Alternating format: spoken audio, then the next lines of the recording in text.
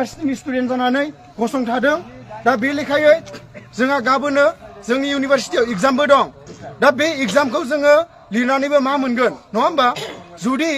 जोंनि थामोनथाय रैखाथिखौ लाखिनो हायाब्ला जोङो जुदि सासे एसटि जानानै जोंनि जाय मोनसे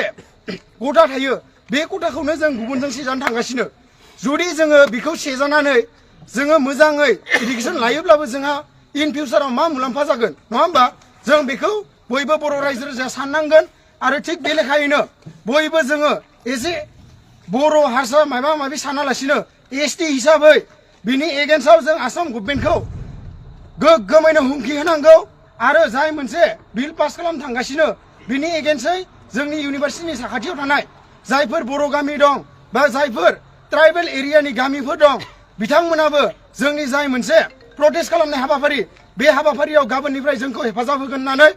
नैबे खौरां बिजोंनि गेजेरजों जों खावलायहरदों आरो लोगोसे जोंहा गाबोन फुंनि 8 रिंगानिफ्राय जोंनि बड'लेण्ड इउनिभारसिटिनि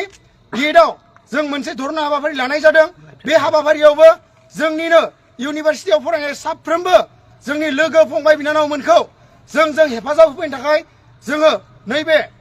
निउस मिडियानि गेजेरजों खावलायहरबाय गोजोन्थों जय बर' हारिनो जय बर' हारिनो जय long live long live long live long live long live long live बन्द हारिनि एसटिनिखौ बन्द खालाम बन्द हारिनि एसटिनिखौ बन्द खालाम